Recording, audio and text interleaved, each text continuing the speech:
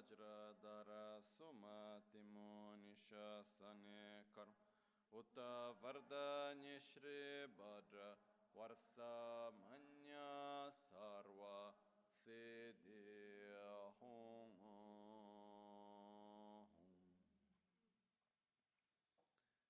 Dagi Jetsun Lama Tuje Che Nyamda Dala Tuje Sikso So Gebe Shesan Dala Tendo So Oyon Sunge Nawa Tsedo So Tsechi Ningne Solwa Debe Tse Dejen Korlo Viso Lekshu Ne Yila Sambe Dudun Malupa Gemel Hungi Drupra Chingi Lo Tsoni Sodan Dikdun Shape Tse Dungi namke yin su lekshu ne lapchen tsoni yonsu tsopat chera nyetun changwara chingi loba chanchu pargi nin tsen tukun tu niyu peme siudru lekshu ne chanchu drube gegen kunshi shi tungen dela drubra chingi loba dagi lona chola chok Ngimba shiwa dan chedan tumbe dudun malupa beme lungi drubra chingi lo Dorna tingne tsiraba tamche dan techi pardune kav tamche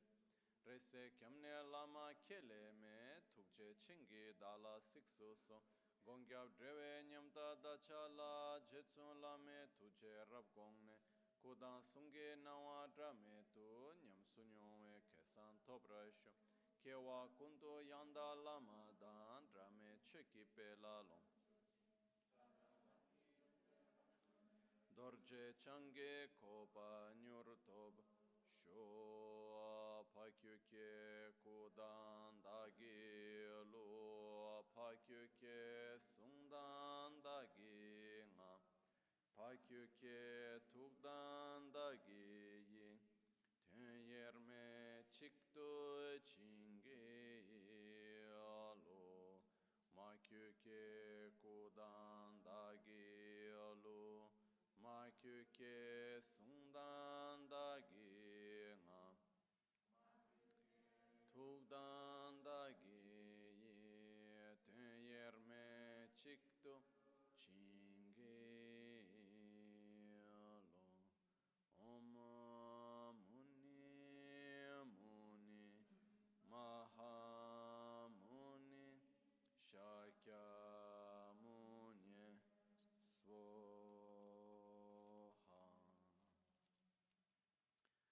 Sashipu ki chushi meto Tramare rabalingashi Nide gempadi Sangye shintu Mikte ulwarki Drokun nam da shingla Chöpar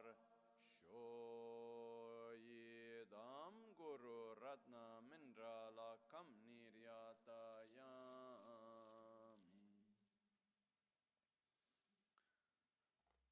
Sangye chedan tsoge chonam la chancho pardo dani kyapsu chin Dagi jinso gibe sonam ki drola pinchra sangye drupara sho Sangye chedan tsoge chonam la chancho pardo dani Dagi jinso gibe sonam ki Drola pinchra sangye drupar Shoa sangye chedan tsogi chonam la Chancho pardo dani kyapsu chin Dagi jinso gibe sonam ki Drola pinchra sangye drupar Sho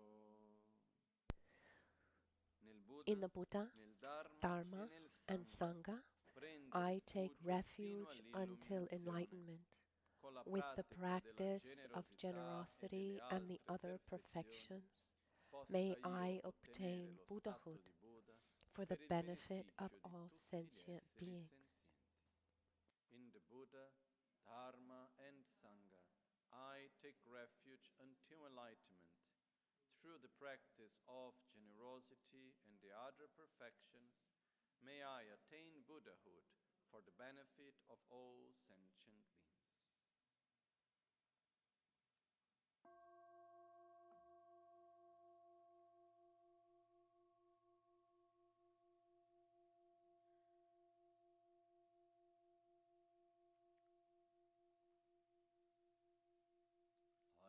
Keda ludane jinke drubundanda mi kenamda druwa kunge dranam chit sampa thamche ketu dagi chuten to thamche ketu dagi chuten.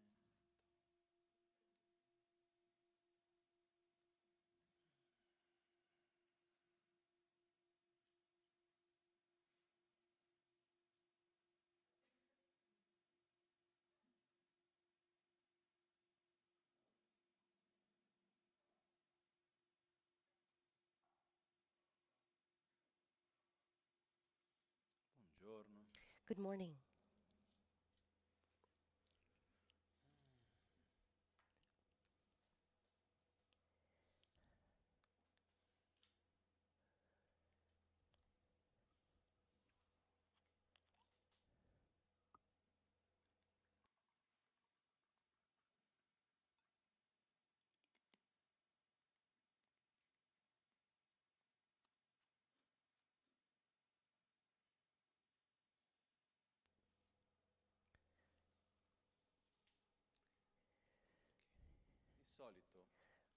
Usually, when we imagine someone that we imagine someone who's concentrated. How do we imagine a concentrated person? Is it like this? Or is it like this? Normally, it's more like the first one. And I think many of you, if not all of you, have tried to concentrate on something and it felt more like a struggle, trying to keep away other thoughts. This is not the right way to develop concentration. We have this tendency to see the state of concentration that we talked about yesterday a little bit. Here, where is it? In our booklet, which would be, remember, we had page 24, we had firm apprehension, mindful recollection, and then we had concentration. We have this tendency to see that this mind that stays on one object, that it requires effort. So when we try to concentrate on something, which is not yet the state of meditative concentration, but we try to keep our mind still on one thing, our tendency is to generate a kind of tension on that, based on that object, and where we try to protect ourselves from other thoughts. This type of concentration works up to a certain point, but it uses up so much energy. It generates fatigue and tension. Ideally, concentration that comes from mindful recollection and then can get to meditative concentration, but without getting to a meditative state, it's a concentration where one doesn't make the mind stay on that object, force the mind to stay on the object. It's not forced. There's a relaxation. One actually rests the mind on the object of concentration, and one relaxes from the distractions. It's completely different. If we try to concentrate by forcing ourselves, it's not going to work because it generates fatigue, tension. That's why I gave that first example of the a facial expression of someone who's concentrated. If someone's like that, it's because one is trying to force one's mind to stay on something. It's a little bit like if we imagine something similar related to our body, like staying in one position without moving, for example.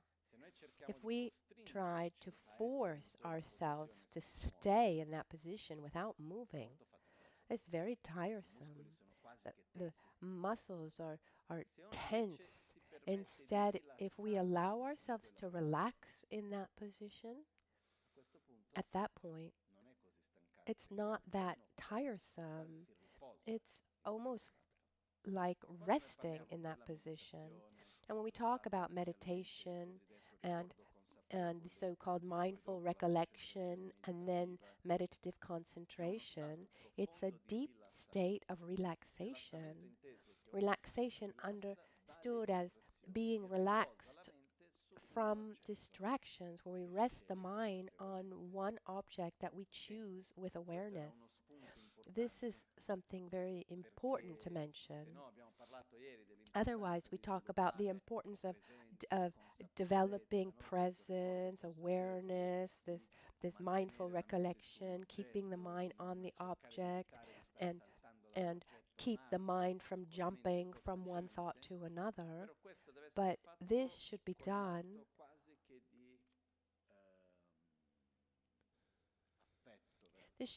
with affection. Well, it's not even right, the word affection, tenderness. Carinho would be the term in Brazilian Portuguese. Kindness towards ourselves.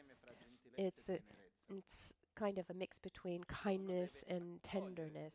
We need to be kind with ourselves, and almost like hugging ourselves, where we allow our mind to rest on an object. Instead, we're not there with a pistol pointed to our head saying, stay still here, don't move. Because often people try to meditate with that kind of attitude, and it just doesn't work. If we tried to meditate with the attitude of, don't move, otherwise I shoot, the most rebellious part of ourselves would come out. Instead, we should be kind with ourselves, rest our minds, say, okay, I can stay here. And this really makes an enormous difference. I remember that scene. I was in Nepal, and some monks from Thailand had arrived. Among them was the vice abbot of this vice abbot of this very important monastery in Thailand, and they had come from this long trip, and they got to the house where we were hosting them, and about 2 or 3 hours later, Lumpotato is his name, I asked them if they wanted to rest even more before seeing Lama Ganchen. Said, no, we've rested. I said, oh, did you have a sleep? Did you take a nap? No, we meditated, is what they said. So often I've seen many people who meditate and they get tired.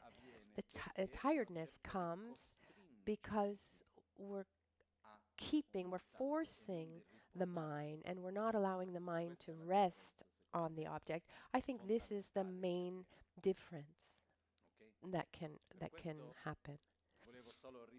And I just wanted quickly to pick up what we saw yesterday, also because traditionally, when these kinds of subjects are explained, these teachings are given, the subject is repeated 3 times. There's one main explanation, and at the end there's a brief summary, and the next day there's another summary that's even more brief is given. Traditionally, this is how it comes about. And so yesterday we looked at what are called the 5 object ascertaining mental factors, and we saw that there are 5 mental factors that have a characteristic of allowing allowing us to see our object of perception and to live that experience more intensely. And this is very important, starting with the first one, which is aspiration, as we saw without getting into details. Aspiration is that which allows us to act. It's what takes us towards something, what we often call desire. And if we don't want something, we'll never do anything to get there. So one of the first main points is asking ourselves what we want, because according to what we want, that's what we will do. No one does what he doesn't want to do. And as we go further, we'll see this maybe the day after tomorrow when we talk about the secondary negative mental factors. There's laziness is one of them, and the antidote to laziness is the virtuous mental factor, effort. But where does effort come in? It comes from aspiration. There's no effort without aspiration, and there's no aspiration without faith, which is the first mental factor that we'll look at today. But it's important to remember that when we are in a state where we're stuck, we're not doing anything, and we're not able to put energy into something, is because at the end of the day, we don't want it. Or we want it, but without believing that we can actually do it, get there. Like the example that I gave yesterday about buying a car. I can say, oh, that's a marvelous car, but I don't really want it because I know that I don't have the money to be able to afford it. So I don't have those resources, so I don't really want it. So to really want something and put energy into something, not only do I need to recognize the importance and the quality of something, but I need to believe in my own ability to reach, to get that thing. This is fundamental. That's why it's also said that along our spiritual path, we need to have a lot of faith, faith in Buddha, and a lot of faith in ourselves. I need to believe that I need to believe that yes, I want to reach that marvelous state, but I need to believe as well that I can get there myself. It's like going to a doctor. I can believe in the doctor and say he's a wonderful physician. He knows the sickness, he knows the healing process, he has wonderful tools, but I cannot be healed. I can't be healed from my sickness. If I don't have faith that I can be healed, then it would be hard to start a treatment that would that involves changing my lifestyle, etc.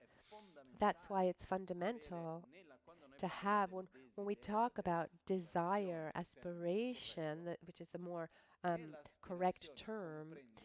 Aspiration is not just about aspiring to the object, but it also includes the faith in ourselves that we can reach that object. And this makes all the difference. So for this mental factor, aspiration is very important. What comes right away after, I mean, they're all important, but this firm apprehension, these two almost more important than those that come after for most of us, because I don't know how many of us in our daily lives were able to generate meditative states of concentration. Instead, the first two are very present in our daily lives. So firm apprehension is about directing ourselves towards something. Yesterday, someone asked, what's the difference between attention and aspiration? Attention has to do with this immediate present moment. I come into contact with an object. It's that part of my mind that allows me to stay in contact with that object. Aspiration, instead, has to do with the future. What do I want to reach? And the main question is, what was the difference between attention and firm apprehension, actually? Firm apprehension is where we get to a conclusion. We observe something, we understand something, And we're able to stay still on that perception, that understanding, that conclusion.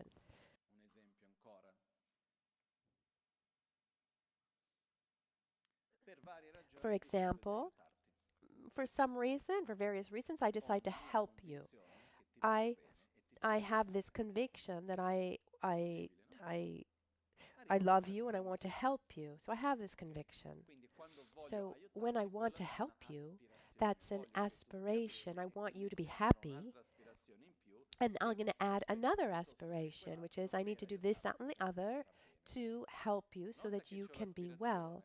Once I have the aspiration, it's like an objective. And as I go towards that objective, there can be two types of distraction: interferences, difficulties along the way, or there are beautiful things that are also interferences. I see something else, I say, oh, how wonderful, and I go somewhere else.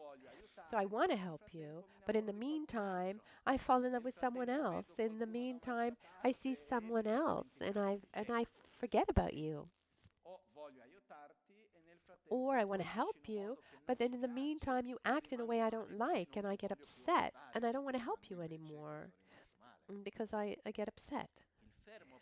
Firm apprehension is I have this conviction that I want to help you, and I stay firm on that conviction that I want to help you, regardless of any interference. My objective is firm, and I reinforce that previous perception that I love you, I want to help you. That stays firmly. That's what we mean by firm apprehension. Firm on that way of seeing. I see something else somewhere. Okay, that's beautiful, that other person too, but I have this commitment. I want to help you. And if I go somewhere else, I don't lose that intention of helping you because I have this firm apprehension of helping you. It's very important, um, related to paths, related to long processes of comprehension, reflection. We have like moments of clarity in our lives that can happen. These moments in our lives where we can see things more clearly, and we see things more clearly, and we need to stay grasped to that conviction, that conclusion, because there will be days that are foggy and less clear. So this is firm apprehension. We stay attached, grasped to this perception. Then there's also then we can be in front of an object that's sensorial or mental, um, in concentration. Okay, I'm not going to open this door as to whether it needs to be sensorial or mental, but to simplify, I am in contact with an object. My ability to stay on that object, where I don't allow my mind to jump from one thing to another, I stay, that contact remains. Like the example we gave yesterday, like was I take a car to drive to Milan. I shouldn't forget where I'm going, because if along the way I forget that I want to go to Milan, at a certain point I see the road somewhere else, and I see, I see a sign for Genova, and I think, oh, it would be great to go to Genova, and but it's when we have an objective, and as we move along, we forget it, or we sit there to meditate, or we're doing something, we're reading something, talking to someone, writing something, doing any kind of activity. And as we're doing that thing at a certain point, when then we realize at a certain point we're not there anymore. Our mind has gone somewhere else. So this is the lack of this presence, called mindful recollection, remember that mindful recollection, all these mental factors, that we can train in them. It's not something that's there or not there. It's possible to generate aspiration, generate firm apprehension, generate mindful recollection, just like it's important to generate meditative concentration.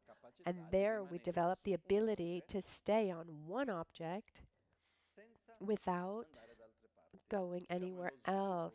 It's the let's say that it's the development of firm apprehension. Then we have the fifth one, with the fifth mental factor characteristic. You can sherab can be translated as wisdom or discriminating awareness. Sincerely, I'd like to see what the what what the etymology of the word wisdom is. But it's our mind that has this ability to observe to observe characteristics that correspond to that thing. Normally, we see things, and there's some aspects that just don't appear to us, or we see them erroneously, or they're or actual specific characteristics that we cannot perceive. So this we we use this mental factor to have clarity of certain aspects of reality that normally we don't have, and that lack of clarity develops ignorance. Yesterday, the example we gave had to do with impermanence. When we see an object, I gave the example of the flower, we see the flower as we're watching, as we see the flower. Do we have the awareness that it's in constant transformation, or do we not have that awareness? Let's look at this flower, for example. As you see the flower, do you have the awareness that the flower is white, or do you need to stop, reflect on it to understand what color the flower is? The flower is white. So you don't need to pause and reflect on the color of the flower. I'm using the wrong term, but that the color white of the flower is almost intrinsic, and of course that's the wrong term, but just to help you understand what I mean. The fact is that the flower appears to us as being, as it appears white, it also appears. Does it appear as something static, or does it appear as something that's in constant transformation? It appears static because when I stop looking at the flower and then I see it again, my feeling is that it's the same flower without having changed. So the flower appears to us just the way it appears white, it also appears permanent. Also because when I see the flower, it appears white, but I don't say, "Oh, look, the color, the flower that is white in color, has this number of petals, etc." I mean, this appearance involves many different characteristics. Is this is the appearance does it always correspond to reality, or can an appearance be erroneous? For example, the point of light that turns around and seems like a circle, does that correspond to reality, or is it wrong view? I mean, if we analyze, there's so many things that appear to us that aren't really like that. So wisdom in this case is it's about our ability to analyze and observe things beyond appearance. So if I stop to observe, the flower depends on causes and conditions, yes. Does it have a previous existence and a next existence? Yes. Does it interact with all phenomena that it has around it? Yes. Does it have a process of degeneration? Yes. So is the flower changing? Yes. So therefore, the flower is impermanent. It's not static. When I understand the impermanence of the flower. It's a form of wisdom, the wisdom that sees specific characteristics that go in opposition to ignorance. Ignorance literally means in Sanskrit is said avidya, which is to not see. And there are two types of ignorance, the ignorance of not seeing and the ignorance of seeing erroneously. In this case, our ignorance is not the ignorance of not seeing the impermanence of the flower. In reality, it's the ignorance of seeing wrongly, as if it were permanent. And the opposite to this is seeing instead that is seeing that it's impermanent. When we're able to see that the flower is impermanent, that's wisdom. And then, so naturally, when you perceive one characteristic, you can't have the opposite be true at the same time. We're not able to have these two opposing perceptions simultaneously. So when we talk about wisdom, wisdom can have many different objects. By wisdom, it's not just about the correct view of reality and the lack of inherent existence. Wisdom has millions of different forms.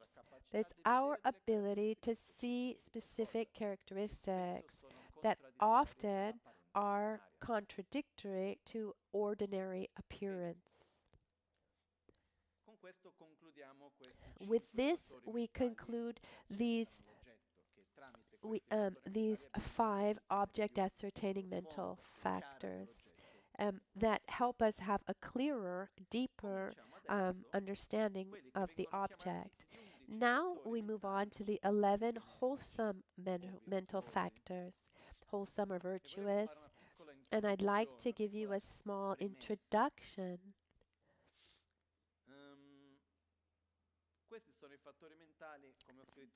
These are mental factors as I've written. There are 11 factors that push us to do virtuous actions and bring positive results. In other words, they help us create positive interdependence, positive karma that will bring pleasurable feelings, experiences. But I'm sure that many of these mental factors that we'll see in Buddhist teachings, they were explained within a virtuous context, but they can also exist in a non-virtuous context. And this brings us to the fact that mental factors can be more than 51. I mean, are there are more than 51. Here are elaborated and highlighted 51 mental factors. Let's start with the first and you'll understand better what I mean. The first one is faith. Tepa.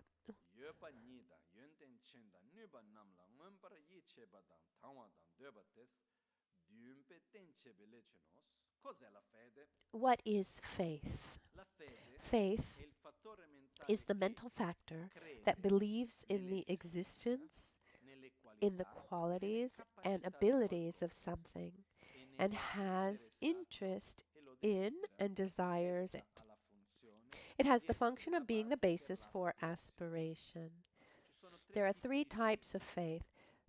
Faith based on belief, faith based on confidence or trust, and faith based on desiring or wishing. Faith is the basis for all virtues because from faith arises aspiration, from which effort arises. Without effort, virtue cannot be realized.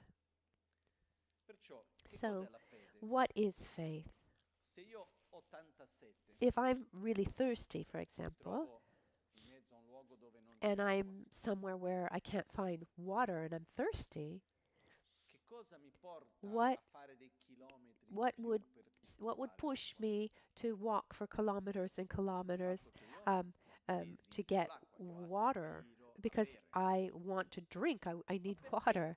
But why do I desire water? Because I believe that water is possible, it exists. I believe in the qualities of water, that it's clean and fresh, etc., I believe in the potential of water. It can eliminate my thirst, it can wash, etc. So I have faith in water. If I don't have faith in water, I wouldn't have aspiration to get water. I wouldn't desire it and I wouldn't put effort into getting it. Sometimes we have the solution for a problem right in front of us, but we don't put any kind of effort into that solution, either because we don't see it or because we don't believe in it. But can you have faith in something that brings more suffering? For example, are there people who have faith in violence? For example, war does war require effort or not? Tremendous amount of effort. And one believes that by annihilating the other or freeing someone from what's considered oppression or conquering a land, that one believes that things will go better and this war will bring these benefits. And I want that, and so I put effort into that. So when the first time that I saw this relationship, it had an enormous effect on me, because when we look at the negative mental factors, which we'll see later, there's the mental factor of laziness, which was always very present in my life. When one is lazy in relation to something, and to eliminate laziness, you need to develop effort. I say, oh, thank you very much. Because at the end of the day, what is laziness? This is my own definition, which means it can be right or wrong. We'll look at the details later. Laziness is the union of the awareness, a conceptual awareness of knowing about the benefits of something, united to the lack of interest to actually do that thing. I know that it would be good for me, but I just don't feel like it. I don't have aspiration. I don't have desire. So where does aspiration come from? Comes from faith. Faith, not understood as a mystic feeling towards something that is unexplainable. I mean, we have faith in so many things. For me, to be able to generate faith in something, I need to know that thing. I need to come into contact with that thing, know that it's possible, understand its characteristics, understand its functions, and as a consequence, the benefits for me. I need to be able to imagine myself in that situation with that thing, and through the power of my own imagination, desire arises. As we've said many times, what's the function of advertising? Is about generating faith. Because when someone shows me a product, actually, they're showing me that that product exists. Because if I don't know that that product exists, when would I buy it? That it exists, that is beautiful, and that it would bring me many, many benefits. And I can get it because I pay it in 35,000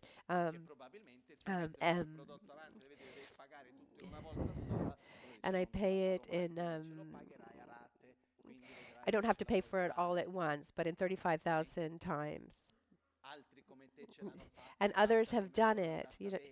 Others have been able to get it.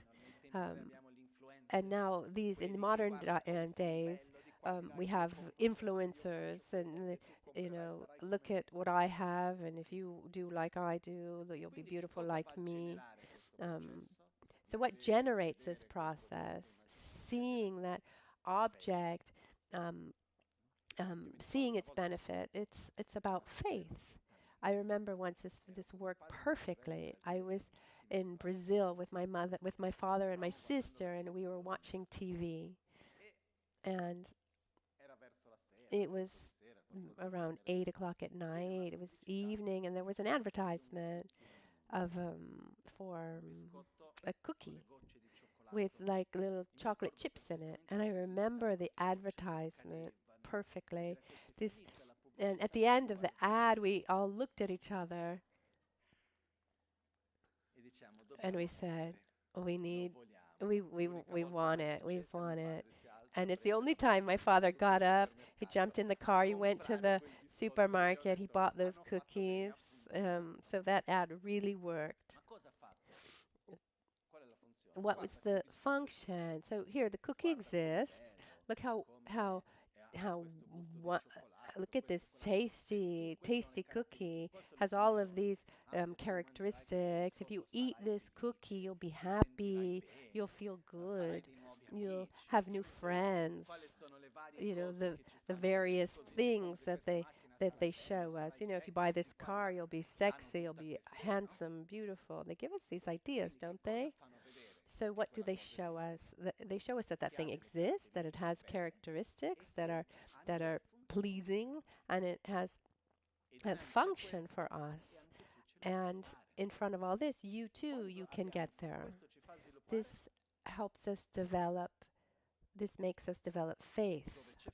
And where there's faith, we develop aspiration, desire.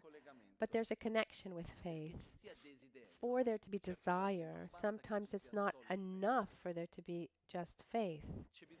We need also a need sometimes. Let me give you an example.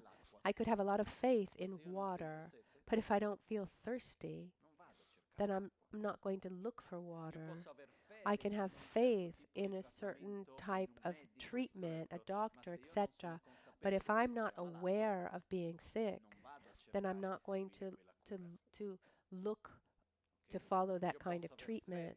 I can have faith in a place that's warm. I have my house which is warm, but if I'm outside but I'm not cold, I'm not going to look for that warm house. And here, the refuge, taking refuge comes into to play, because taking refuge requires two things. It requires for there to be aspiration for something like as a refuge. I need that thing similar to water. I need to be afraid of thirst and faith in water. You know, because if I'm not afraid of thirst, then what does it matter if I'm thirsty or not? Would it ever I put in the effort to walk for miles and miles to get water? If I'm not afraid of sickness, would I put effort into getting better? So fear, and even if I don't really like this term, but this is the term that's used, but it's not, it's being is having a problem and not wanting to have that problem again. If I, for example, many years ago, I hurt myself, and I hurt myself for this in the same way, because I felt cold, but I didn't feel the suffering. Um, for example, you know, I would walk around with frozen feet, and when I would go home, I remember my feet would hurt, and there was like a thermic shock between the cold outside and the warmth inside, and I didn't care. But that brought me a lot of health problems, actually, because I didn't know how to respect a need that I had. Why didn't I try to wear warmer things or put on warmer socks? Because I wasn't afraid of the cold. It's not because I didn't know that the jacket could have protected me from the cold, or that I didn't have better shoes. I wasn't afraid of the cold. So it's like sometimes, for example, we have faith in the Dharma, but we don't have fear for samsara. I don't know if that's clear. I have faith in the teachings of Buddha, the path, etc. But I'm in a really nice comfort zone that I don't want to get out of. So faith is fundamental, because if there's no faith, then we don't go towards anything. And getting back to the example before, sometimes when in a business context, I create the problem so that I can sell you the solution, because even if I can work out a perfect solution, but if it's just to a problem that you don't have, then you wouldn't buy it. So there are, this is a real business, those who create the problem and then sell the solution. But so what happens is faith is fundamental, because faith is what allows us to aspire and to desire. But it's not enough. We need to also know how to recognize the situation that we're in and see that we want to get out of this situation. Like, I can have faith in light. I know that light exists. I know that there's the switch to turn it on, and when the light is on, it allows me to see things well. It's clear, but I like the dark. I'm fine in the darkness. Will I try to turn on the light at that point? No.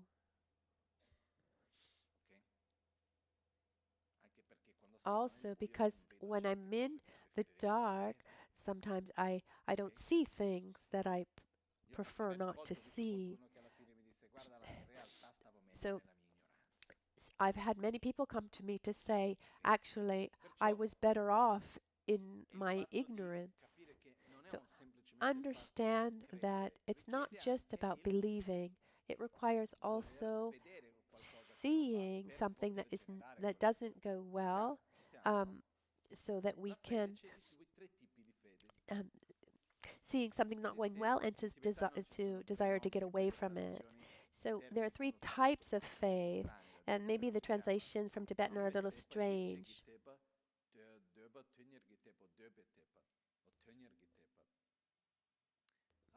So we have the first one, Tawa Teba, which is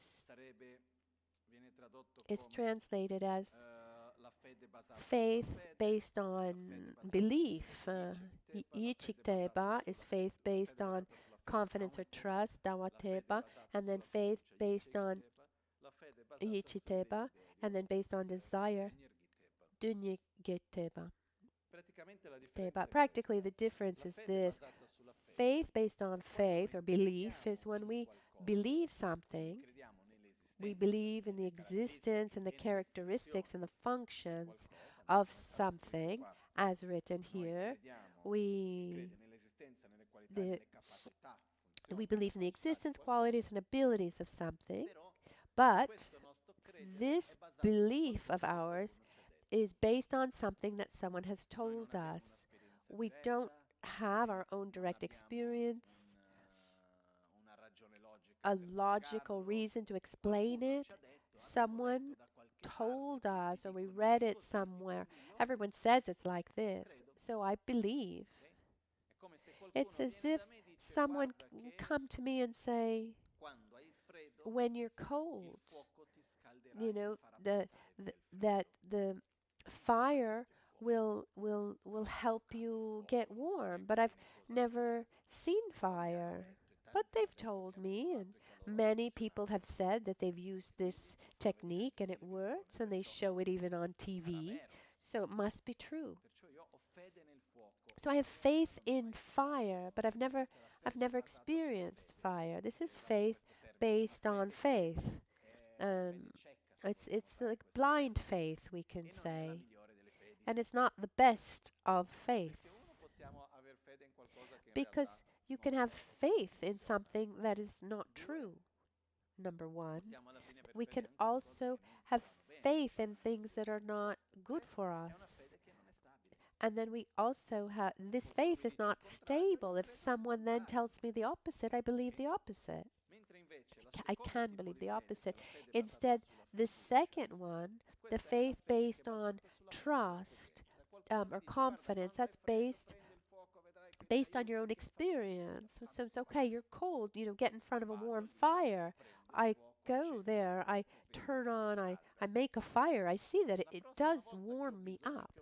And the next time that I'm cold, my faith in fire is no longer based on someone telling me about it, but I've had my own experience, and no one can take that away from me. And the other possibility is as a faith based on a logical process.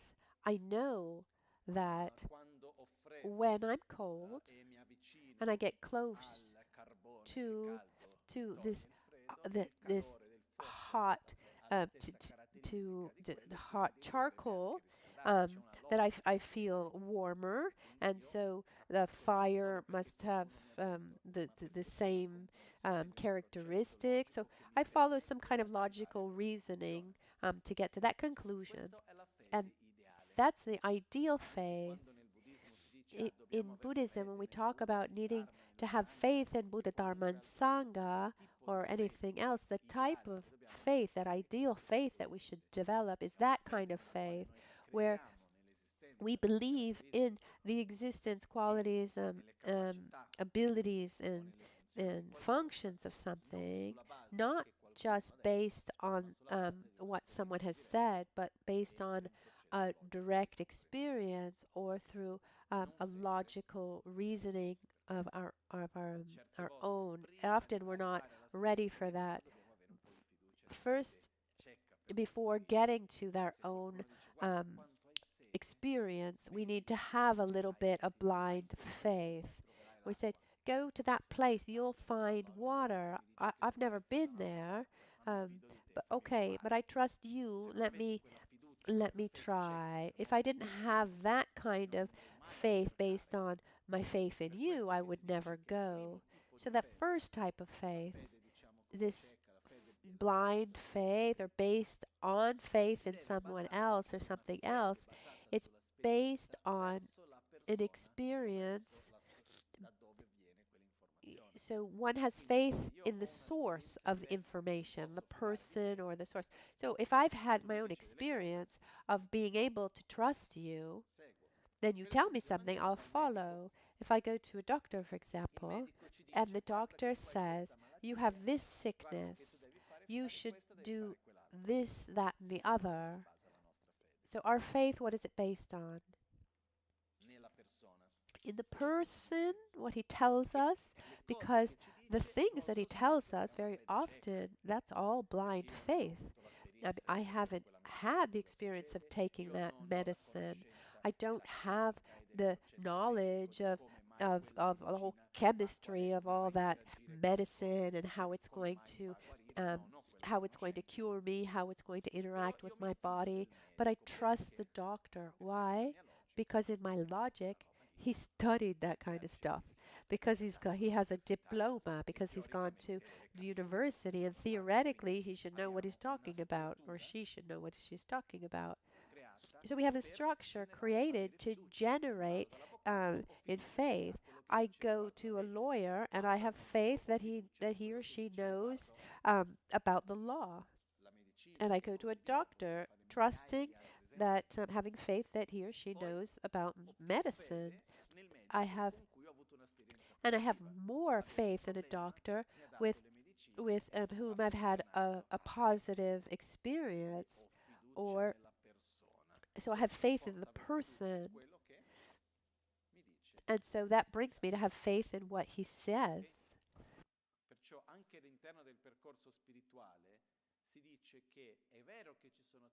And along the spiritual path, it said that before you have faith based on your own understanding or experience, we have this initial initial faith to follow, a f- this faith in someone who guides us, um, and then after it, it shouldn't be a faith based on a title or a diploma, but to have faith in our own experience.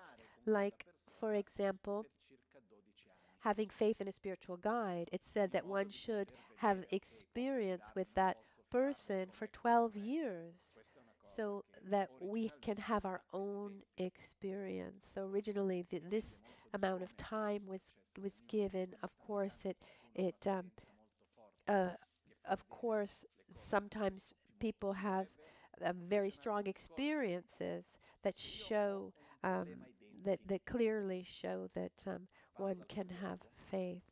But for example, if I have a toothache, am I going to go to a cardiologist, or the cardiologist gives me if the cardiologist gives me advice about my teeth? I mean, maybe they're great, and maybe it's great advice, but um, it's it's it's not as it's not as if I was getting this advice from a dentist. So when we talk about faith in someone, it shouldn't be. I mean, it's not about anything. I mean, there's also the faith about specific things. I trust you in this context because you have had this experience, and I see that in this context, I can trust you. When we read the news, for example, it's an act of faith, isn't it? Is it not? We do we believe what we're told? It depends. But very often we do. And someone to say, "Oh, I don't trust the news, but I trust alternative news sources, news channels." There are those who trust conspiracy theories, but they don't they don't trust um, they don't trust the main news channels. But regardless of the source that we trust, it's an act of faith because that thing I did not see with my own eyes. I didn't experience it. Um, a- and I don't have this whole logical process about it. I trust, I believe in it because you showed me images, you told me about it. But remember that today, if someone shows me the image of something, how much can I actually believe that I am seeing what they're saying I'm seeing? There's another aspect. Let's say that I tell you about an event and I show videos and photos about that event. And am I showing you the event in its whole complexity or just one perspective? Just one point of view. So, what happens is when someone tells us something and we say, that thing happened, it's like this, very often it's an act of blind faith. I wanted to highlight this point to remind us that this act of faith, a blind faith, believing in the existence, the characteristics, and the potential of something, based on information that we receive, is, I mean, it's the relationship we have with science, with the news, with friends, with family. It's something that's extremely present in our lives. For me, what's important is to remind ourselves that when it's an act of faith, we should be aware that it's an act of faith. I believe I believe in this based on what someone has told me. So I'm trusting the experience, the past experience that I've had with that person. And so we should remember that it's a point of view like many others. Faith instead that is based on on on on um, on trust.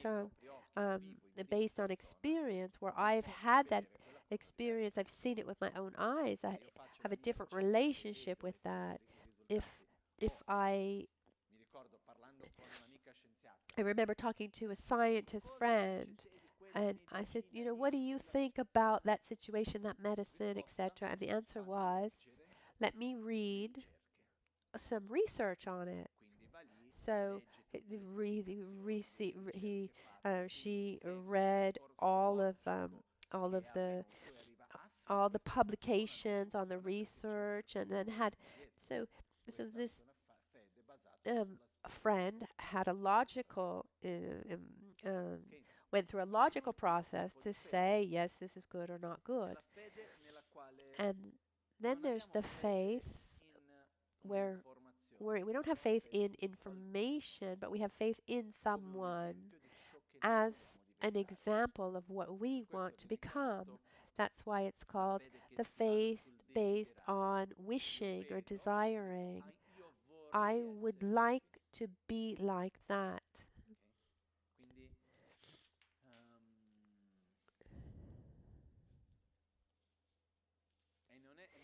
And it's not simply believing in the existence, qualities, abilities, characteristics, but believing also that it's possible to become like that person, be in that way. So to have a kind of role model, a life example, something that's extremely important for all of us, and that we have in our society, idols that we've created. So this brings us to generate aspiration. What aspiration have I generated? I want to be like this. And this is the aspiration that this desiring brings us to have effort. So who inspired you? I was inspired by this person. I want to be like this. I want to be like that. And this is a kind of faith. This is this kind of faith, or the desire to become like. So what we see with this is that in reality, without aspiration, there's no movement, and without effort, there's no directing our energy. But without faith, there's no aspiration. Faith is born from information that we receive, from the interactions that we have. And according to the social, cultural context, the experiences in life that we have faith in different things, different faiths, and we aspire different things, and we put our energy into different things. And here, this shows us the importance of listening. Listening is that process of acquiring information, knowing, opening up our own mind to all different possibilities, seeing what's different. Because when we acquire information, to say, our mind, if I have a view and I'm convinced about something, and then someone has an opposing view, coming into contact with that opposite view can bring two possible results. Or I say, no, I am right, my view is correct, I reinforced my view, or I see that my view is wrong, and we should welcome both possibilities. We shouldn't be afraid of what's different, or those who think differently from us. We should be more afraid of being surrounded by those who think only like us, because that would keep us in a more closed perspective, view of things.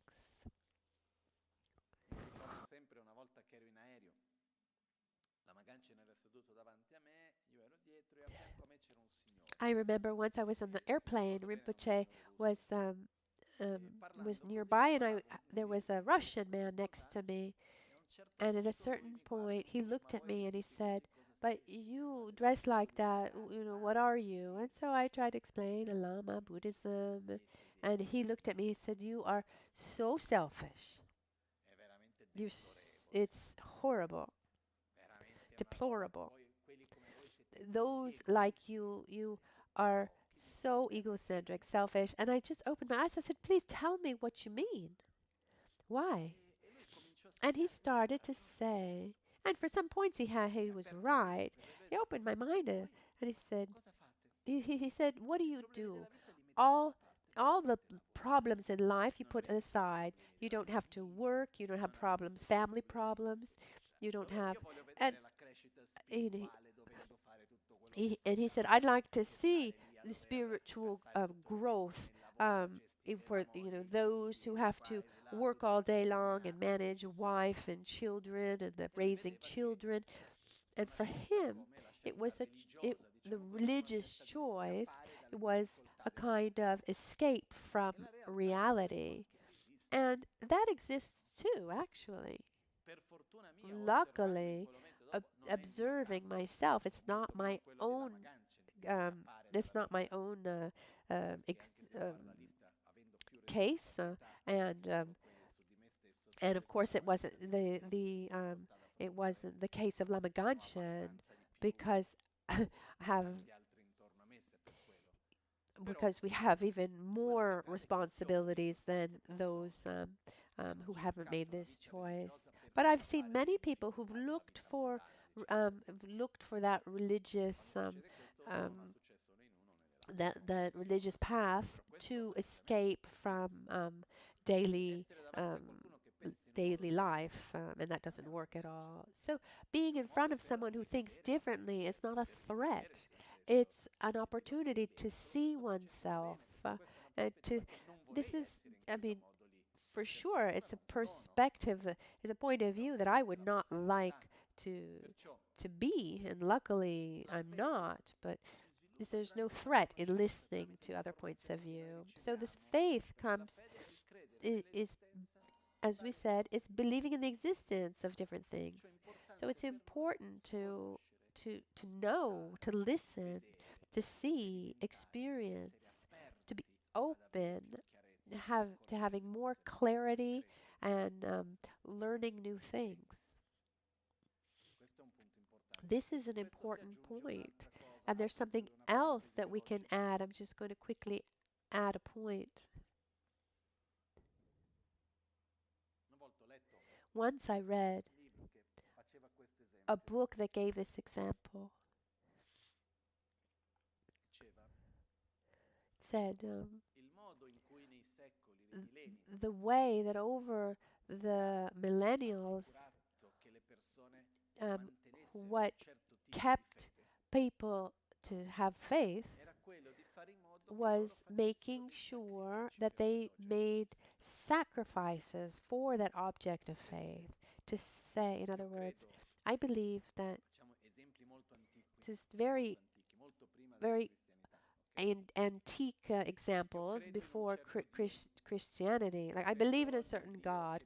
I believe um, I believe in a being that's going to help me have good harvest. I make sacrifices, like sacrificing animals. When I make a sacrifice for something, to say afterwards that that thing doesn't exist, it means that all of those sacrifices were done in vain. I couldn't have been so stupid. I couldn't have done all of that for nothing. And so I reinforce even more that object of faith. This happens in certain wars where you could see right from the beginning that the war was not possible to win, but given all the deaths that we've already had, we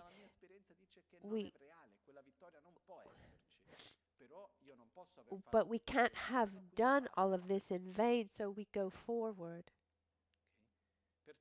So it's very important along this process of ours of so-called faith, to be open to change ideas, to be open to listening to different points of view, analyzing our own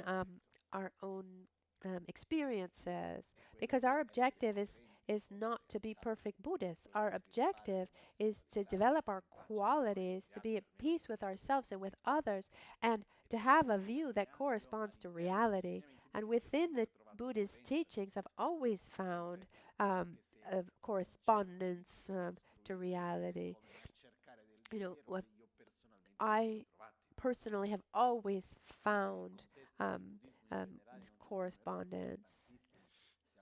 But we're human beings, there's everything mixed up there. But instead, personally, in Buddhist teachings, I've never found anything that wasn't working, that wasn't coherent. But we shouldn't take things for granted. We should be open to having more clarity. So faith determines what we want. It determines where we put our energy. In other words, faith generates, it determines our aspiration, and an aspiration determines our effort, where we put our energy. Let's remember, though, that faith arises from the information that we generate, and our own logical reasoning and our own experiences. So what I see, what I listen to, in the context in which I live, does it have influence? It has an enormous influence on my faith. Are you following? And with this, we conclude the part of faith. And in the virtuous context, if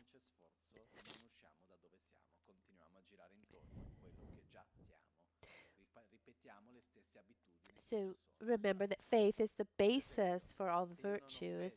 If I don't have faith and patience, for example, if I don't have faith in a state of calm and balance and harmony, to say, oh, how wonderful would it be, if I don't have faith in that, I'll never desire it, and I won't put effort in it, and I'll continue my behavior that is full of ner- of of nervousness, etc. When we look at all these images around us, these are witnesses. These are the influencers of the time. If we look at Lama Tsongkhapa, for example, he's there saying, "Look, I did this, that, and the other, and it worked for me. Why don't you try it?" They show people who have reached an inner state of being, of balance and peace, that and if we want to reach that too. Oh, look, I have reached love for myself, love for others. I've understood the correct view of reality, you can do it too. I mean, this is one of the meanings of all these various images around us. So let's let's let's really be careful about the ads that we watch, because let's remember something. When we see an image that repeats itself, we see it over and over again, when we receive information over and over again, we're not impermeable.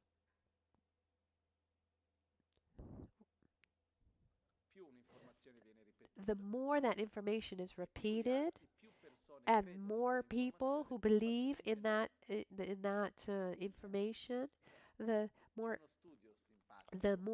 the stronger that is for us. There's a study that was done. It was very cool. We took a certain number of people, not that many, and in front you put two objects, one longer, one shorter, one taller, one shorter. And if you look with attention, the difference is clear. Some people in the group pretend, I mean, they're part of the experiment, but they're not. And so they say that the shorter one is the longer one. And when the majority say that the shorter one is the longer one, and they say it again and again, then the most people say the same. This, just to remind us to be careful before saying something is like this. Well, first of all, where does that faith come from? From an experience? From an understanding? Does it come from some kind of information? And if it's from information, where's that source? Where does that information come from? And based on that, we should see what kind of advertising do we want to watch? What kind of information do I want to receive? Because that's going to condition the way I see reality and condition my faith.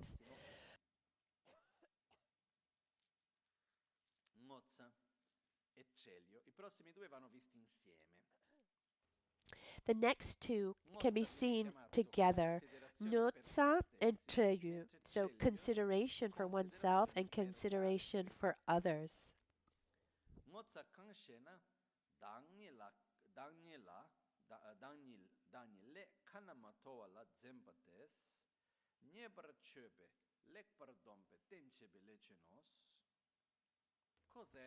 What is consideration for oneself?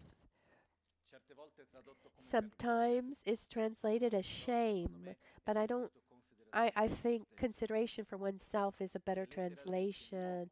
No means face, and tsa means hot. So hot face. So when you feel shameful, you get all red, you blush. So what is this consideration for oneself? Or also translated sometime as as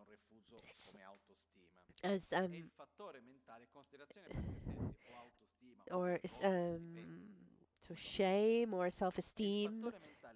What is consideration for oneself? Consideration for oneself is the mental factor that functions to keep one from committing negative action based on reasons that concern oneself. It has the function to excellently refrain oneself from wrong conduct. In other words, it's I know it's not right to lie. I know it's not right to act aggressively. I know that it's not right to steal, just to give any example. So I'm in a situation where I want to lie, but then I feel ashamed. Why don't I lie? It would work out better for me, you know, or stealing would be, you know, would work out better for me. But I have this moral sense. I know that it's not right. So that consideration for myself would make me ashamed to do something similar. And so for that reason, I avoid doing that. This is called nozza. And it's important because as I wrote here, it's the mental factor that functions to avoid committing unwholesome actions of body, speech, and mind out of consideration for oneself. Its function is to protect oneself from unwholesome, non-virtuous actions. And the opposite is what we say, like if one has no shame. One starts doing things and they know they shouldn't, but after the second, third, fourth time they do it, who cares? So this consideration for oneself, this level of self-morality, where I know how to distinguish between what is beneficial and what is detrimental, and I want to do what's good for me. I've taken a commitment. I don't want to break that commitment. I don't want to act in a violent way. I don't want to act in a way that hurts my surroundings, or wherever I see that there's behavior that would be wrong. I'm able to avoid that conduct because I have consideration for myself. Even here, this mental factor is not necessarily virtuous.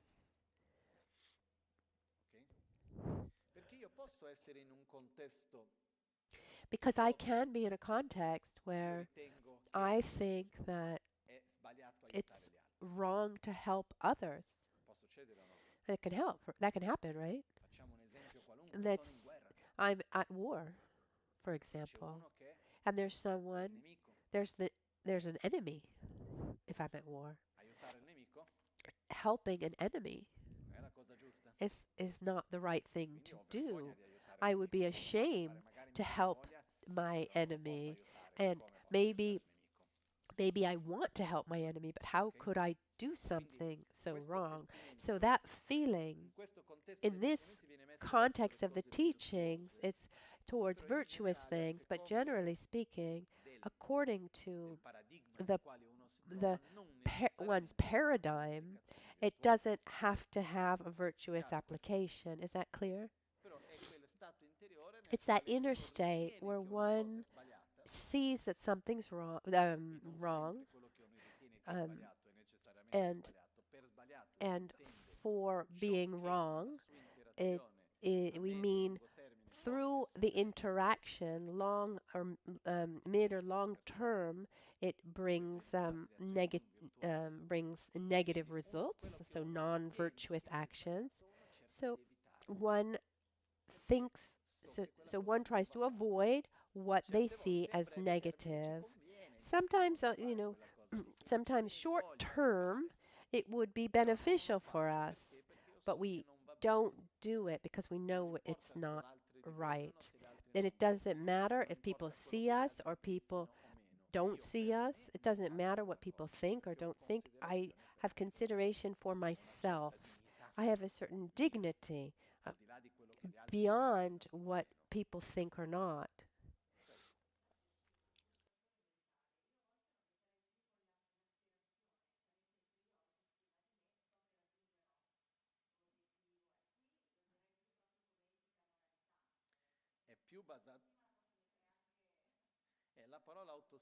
Self-esteem, the word self-esteem, I think that more than aspiration, I see it more connected to faith in one's own potential, one's own characteristics.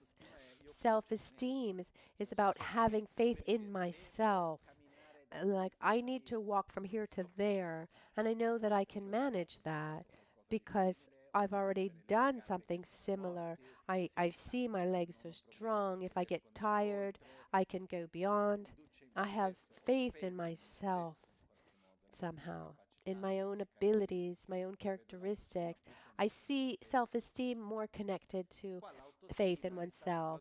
So, at one point I guess in Italian is translated as self-esteem, or the point is, I'm a good person. I'm not taken by wrong ideas. It has this aspect of morality. So this is one characteristic, and then the one that comes after connected, Cheyu.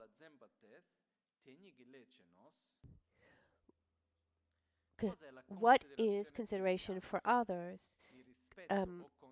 Consideration for others is the mental factor that functions to keep one from committing negative actions based on reasons that concern others. It has the function to excellently refrain oneself from wrong conduct. I don't want to not lie because I know I shouldn't lie. But I won't lie because I don't want to create problems for others. So I avoid non-virtuous contact, not out of consideration for myself, but out of consideration for others. I don't want to upset my father, so I'm not going to do this, or any other example. And sometimes people say, "Oh, but Lama, in front of you, this person, acts one way and differently when they say Lama, the person acts differently in front of you, and I say, well, thank goodness that at least in front of the Lama they act in this way, you know. You know, maybe I do this thing, but in front of you, I would feel ashamed. So out of respect for you, I'm not going to act in this way. So when we, out of consideration for someone else, when we avoid a certain type of behavior that we think is negative, this is called consideration for others. And they're both important. When we have consideration for ourselves and consideration for others, this helps us avoid negative behavior because are there are there there are some kind of there is behavior that short term would be more convenient, let's say, you know. So there are times when stealing, for example, could be um, convenient, let's say, on a short-term basis. I think of something really banal. Something happened short time ago. I was walking nearby. I had my puppy. At a certain point near the woods, there were the houses. She's still a puppy at this time. Um, sh- she went into someone's house. All the doors were open, and she started chasing the chickens. And when I got there, I see that she had a hen inside of her mouth, and when I saw that she had the chicken in her mouth, I yelled at her, and she dropped the chicken, and I felt that I had to talk to the owners of the chickens and take responsibility. I said, if there's something that's happened to your chickens, please, I need to do something.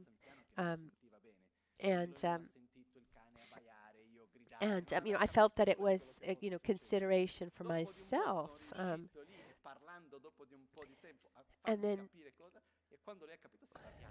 And then at the moment he didn't really understand because he was very confused with the dog barking, but then later he was very upset. And basically, I was there to say, this mistake has happened, and I want to make up for it if there's some kind of problem.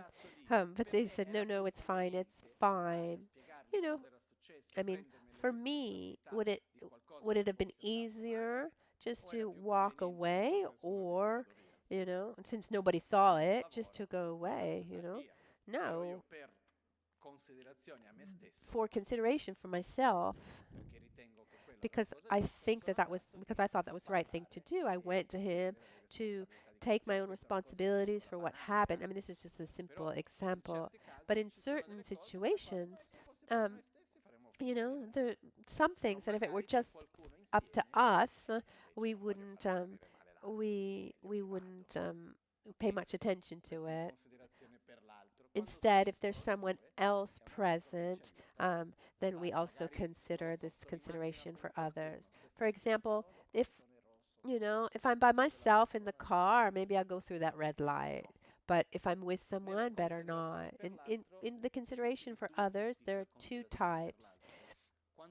When we avoid something that we think is wrong because we don't want to hurt the other person or make the other person upset, or when we don't want that person to think something negative about us. In both cases, it functions to protect us from non-virtuous actions. So the functions of these two mental factors is to protect us from negative actions that we think are negative. And I think there's a variation of this mental factor, which is one thinks something is positive, but is actually negative. So it depends also on the value that one attributes it. The example we gave before about helping the so-called enemy. Maybe I would help this person, but because there are other people present, I won't do it.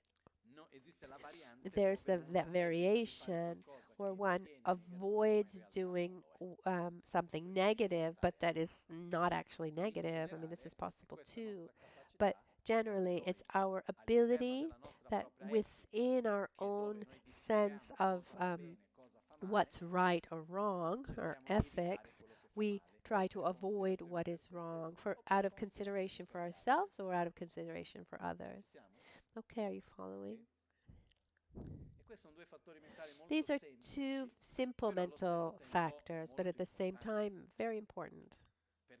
Because when one doesn't have these two characteristics, our tendency is that the convenience of the moment weighs more heavily than anything else.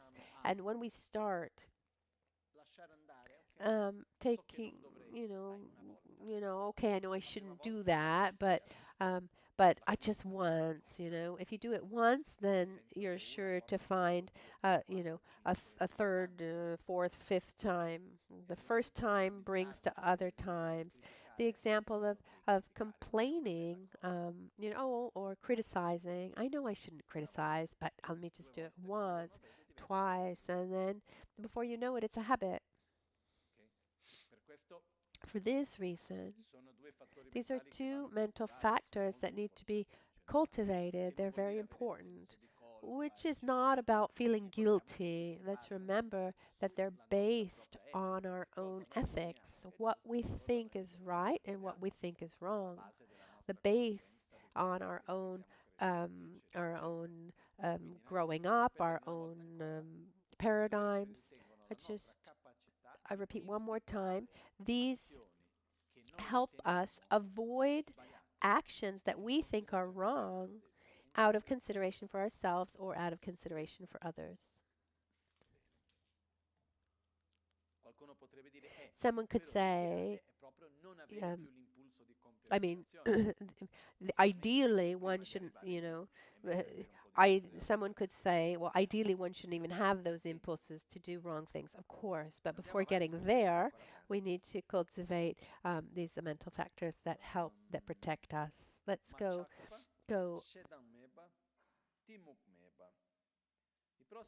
The next three are similar.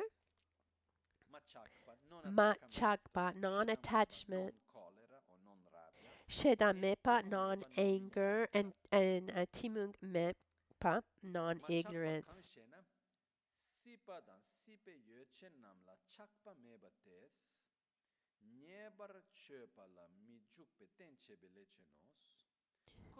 What is non-attachment? Non-attachment is the mental factor that has the aspect of not having attachment towards existence and desirous objects of existence. Its function is to avoid committing negative actions.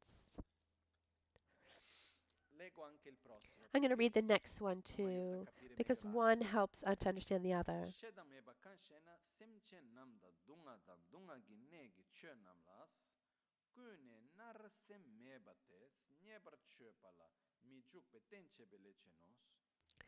What is non-anger? Non-anger is the mental factor that has the aspect of not having aggression towards any sentient being, one's own suffering, or objects of suffering. It has the function to avoid committing negative actions. It is the mental factor with the aspect of not having aggression towards the three objects, one's enemies, he who hurts one's friends, and he who treats one's enemies well. Its function is to be the basis for not engaging in negative, unwholesome actions. These two mental factors have a very important characteristic for us. Let's start with the second one. The fact that there's a mental factor that is about our our ability of like being in front of an object of anger. So at the basis, anger does exist, but it's our ability to not react with aggression in front of our object of anger. It's the middle way.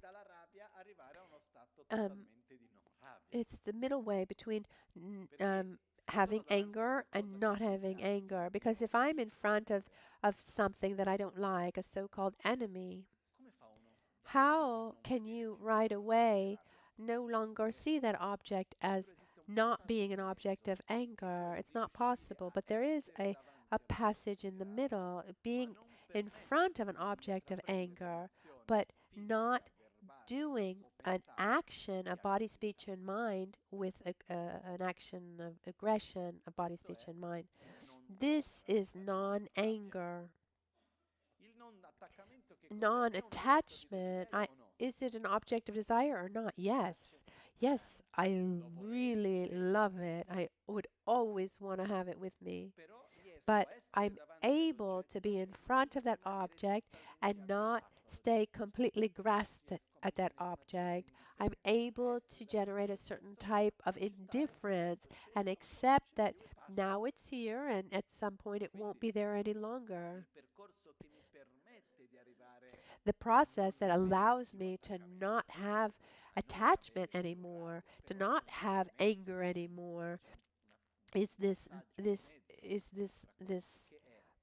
middle um, this this process of halfway point of non-attachment, non-anger. Okay, so there's this object of attachment. I project my happiness onto it. But what is attachment? That I take that object, I project all my happiness onto it, I grasp at it, and I don't let go, and I don't want to let it go.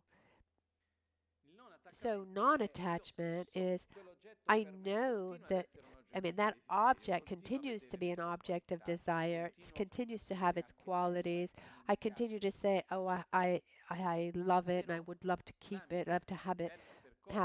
But through different processes, like the awareness of impermanence or the awareness of the suffering that is generated by extreme attachment, then I can tell myself, I accept that it's here, but I accept also that at some point it won't be there. Like, for example, I'm drinking water. Okay, sooner or later the water is going to end and everything's fine. And when it finishes, I'm happy that I had it. So I relate with water on a level of non-attachment. I'm not grasping at it with strength. Okay, if it's there, it's there. If it's not there, it's not the end of the world. This is non attachment. And the fact is that when we have non attachment, we enjoy our objects of desire even more because when we have attachment, we're already worried about when it won't be there anymore.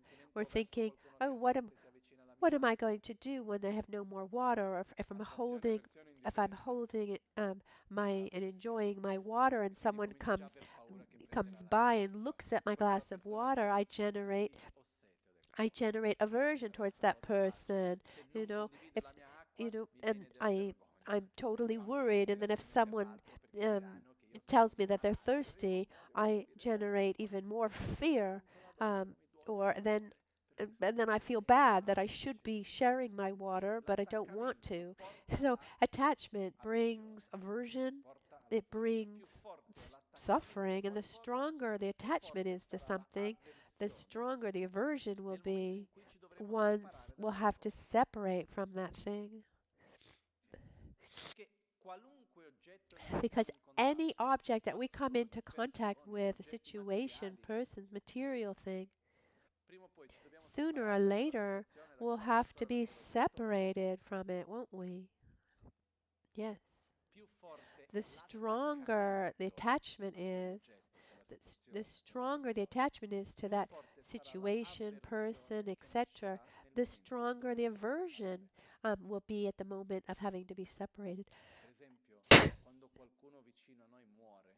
Like when someone near us dies, Is it possible to feel anger towards someone, towards something, and one doesn't really know towards what? When there's so much attachment towards someone and it ends. So understanding a little bit better about the nature of things and impermanence, etc., and that attachment generates only suffering, then we're able to develop this non-attachment that says when it's present, wonderful, and when it's over, I rejoice for what was. Even from a point of view, I remember, for example, when Lama Michel Rinpoche left his body, and there was still a pandemic, we couldn't all be together, and some of us, we went to Lama Ganchen's house, and I had a strong feeling, and even those who were online with us, I said, we're not united in suffering, but we are united in gratitude. Nobody's happy that our master, our guru, has left his body, but we are eternally grateful for what we received and what we will continue to receive.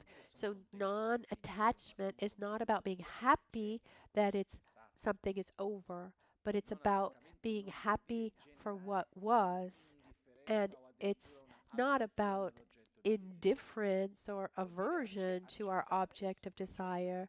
It's about accepting the natural process of impermanent things. Is that clear? Attachment for life, for example.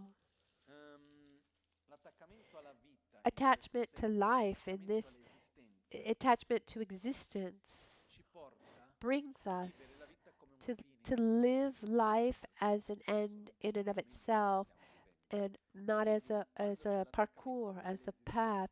When we are attached to our life, attached to our name, our image, our body, who we think we are, the attachment to this idealized image of who we are, who we'd like to be, who we should have become, who we should become. All of this has to do with the attachment to existence. So when there's a strong attachment to existence, there's no acceptation of death, acceptance of death, and this brings a tremendous amount of suffering. Having acceptance for our own mortality doesn't mean that one doesn't want to keep on living or doesn't appreciate life.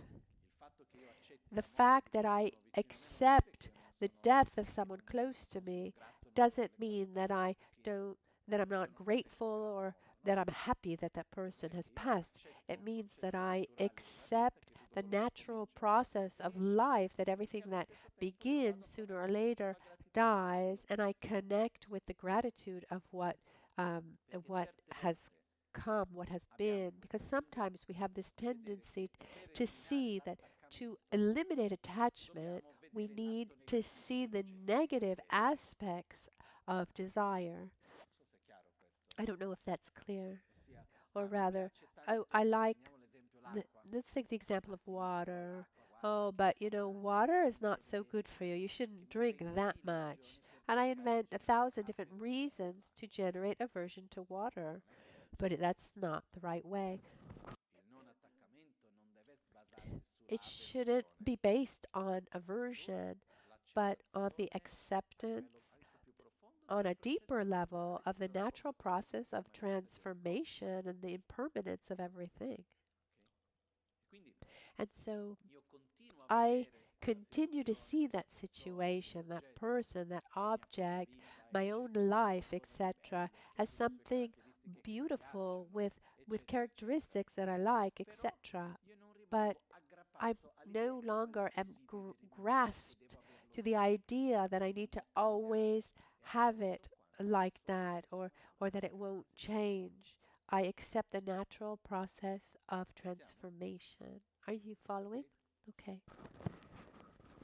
La non rabbia o non collera è il fatto che noi non riusciamo a eliminare un oggetto di rabbia. Non-anger is about not being able to to to get rid of an object of anger from one day to the next. They're defined here. The the the object of anger has to do with a being, any kind of of being, or to an object that's connected to our own suffering or objects of suffering, as said here.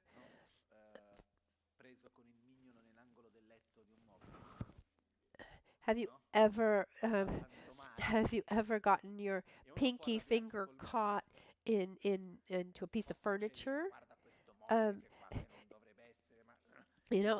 that's happened. And have you ever gotten angry with a piece of furniture? Or I've seen also people walking and tripping over a stone and then going back and kicking the stone. That's when an object of anger, as defined here, it's one's own suffering or objects of suffering. It can be a place, it can be a specific object, it can be a person. We connect our suffering with that person, or we have aversion to the feeling of suffering itself, what one is experiencing, and not what one is object that's outside. So, towards any object of suffering, it's so when one has an object of suffering and we connect the suffering with a specific object, a place, a situation, a person, an attitude, whatever it is, what kind of feeling do we have towards that object, that person, that situation? Do we feel attraction, aversion, or indifference? Suffering brings aversion. So I'm in front of an object of aversion, but I'm able to not be taken by that aversion physically or verbally or even with my own thoughts. I don't let myself be taken by um, aggression. It's still an object of aversion. There's still the basis of aversion, but I'm able to stay with a certain distance where I allow myself to feel that aversion without blocking it, but without being trampled by it. This is non-anger, and it's a marvelous quality to develop and important, because the problem is when we don't see this step, we have this tendency of thinking, okay, I have anger towards something, and we want to go to having anger and hate and aggression and to not having it at all, and it's just not possible. So, naturally, I project my suffering and the causes of my suffering onto something, and that brings aversion.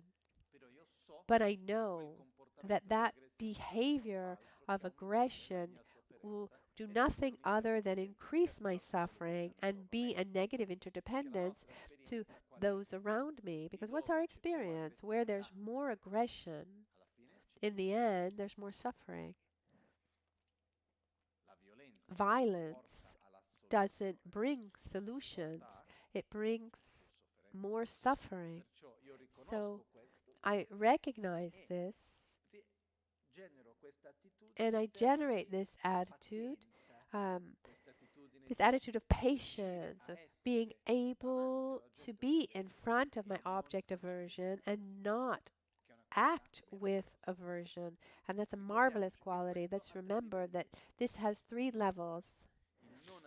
So, the not act with aggression on a physical level, on a verbal level, and to not act with aggression on a mental level, not get into a mental dialogue with that object aversion, Maybe I'm quiet and smiling, but inside my head, I'm thinking, oh, how can it be? And I'd like to do this, that, and the other. So this non-anger gives us this ability to feel the aversion. I mean, the aversion arises within, but it doesn't find fertile soil to plant itself. It's like a wave that just passes, and what allows that wave of anger to pass is the mental factor of non-anger. And what's wonderful is that every time the aversion does arise and it can't find a place to materialize itself, when it finishes, it's weaker than when it first manifested. And this is another mental factor that we need to train in, and very virtuous because it keeps us from doing unwholesome actions. Why does a non-attachment um, um, keep us from engaging in unwholesome actions? When we have a tremendous amount of attachment, how often, I mean, what are the probabilities that attachment is going to satisfy us? What is the nature of attachment, for example? Just a minute.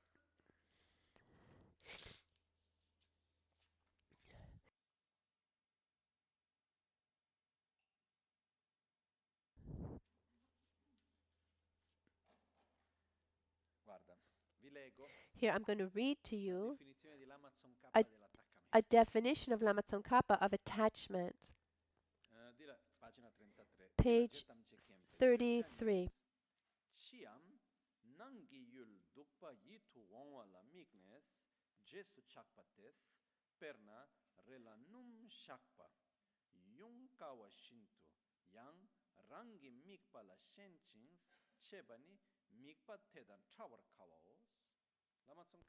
Lama Tsongkhapa says, desirous attachment, because the word in this context is duchak. Du means desire and chak means attachment. It says these two characteristics, and we'll talk about this further along. Desirous attachment is the mind that when seeing any external or internal object regarded as attractive, that brings a state of happiness and well-being, wholly strongs to it. Just like trying to get rid of an oil stain from a cloth, the mind of desirous attachment that grasps strongly to its object spreads out and is difficult to eliminate. So attachment is when we see something as being something that's good for us, that brings us happiness, and we don't want to let go of it for anything. But sooner or later, we're going to have to let go, aren't we? And to not let go of that thing, we can do crazy things. We can do actions that are non-virtuous to keep that object. We can lie, maybe act with aggression, do other things to keep what we think is our own object of attachment. Yes, we can.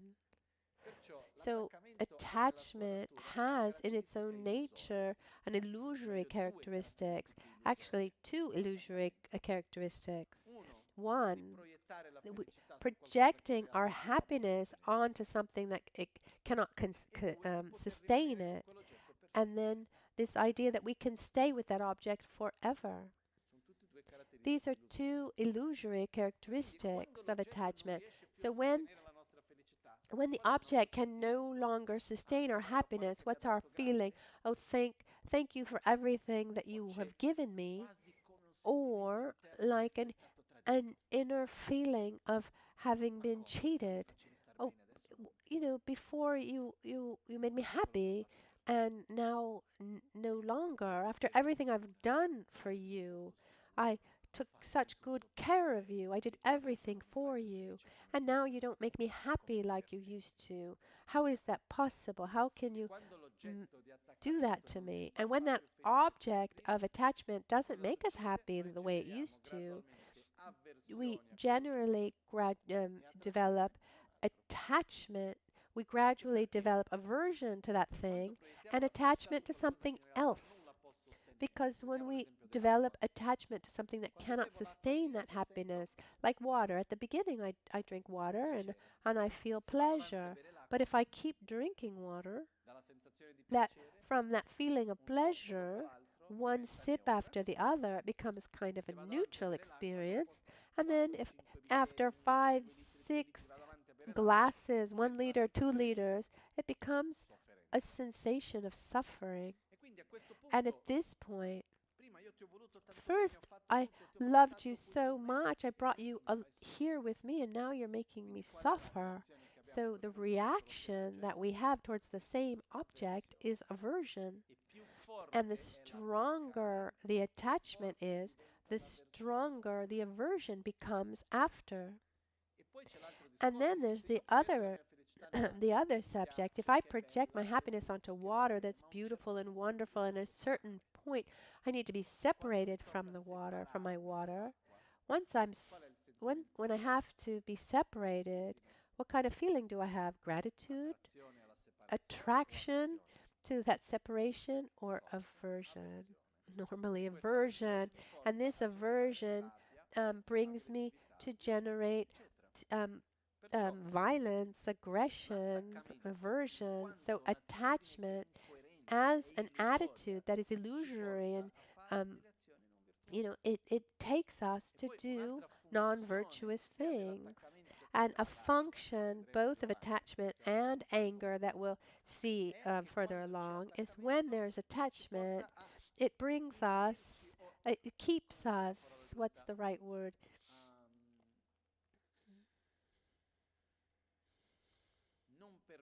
It doesn't allow us to be happy, to be well. Attachment keeps us from being happy. Anger keeps us from being happy. Let's see here if it's written or not. I don't know. I don't remember. The function of desire and attachment is to generate suffering. Page 33. Its function is to generate suffering.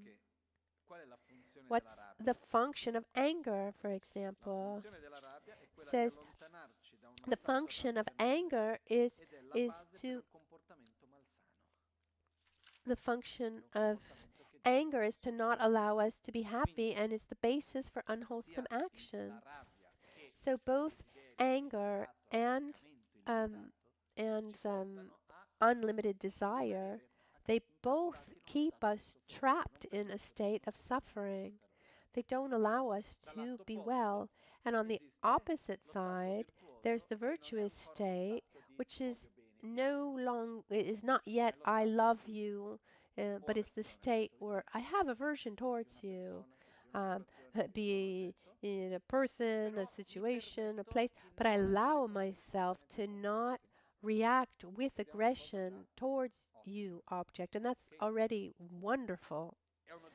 It's an object that I like, yes, I want it, but I'm able to not be strongly grasped at this object, and when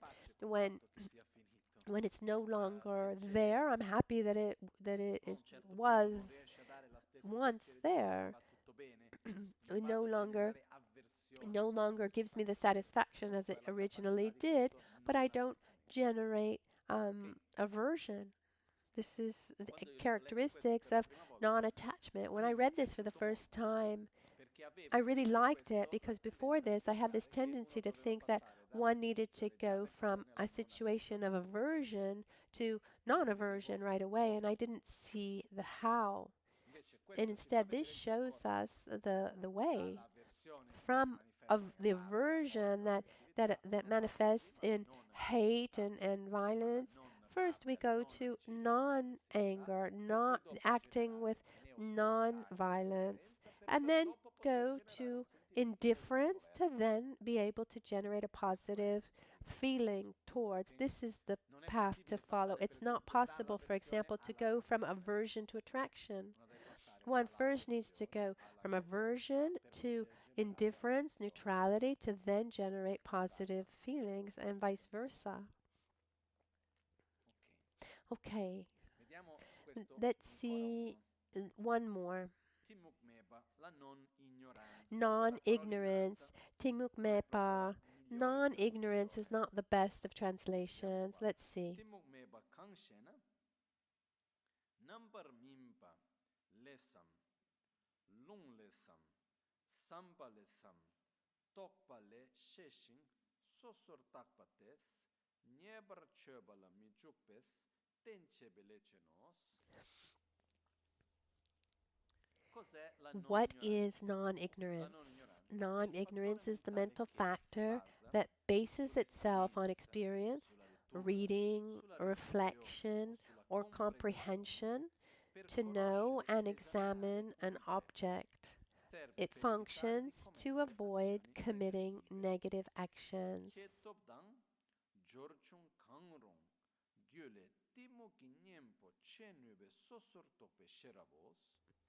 It's a form of wisdom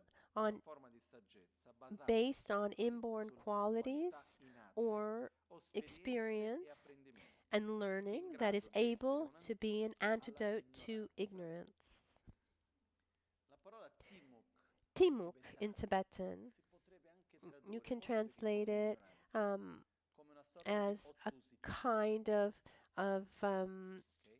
obtuseness, but it's really about not seeing, staying close, like closed-mindedness.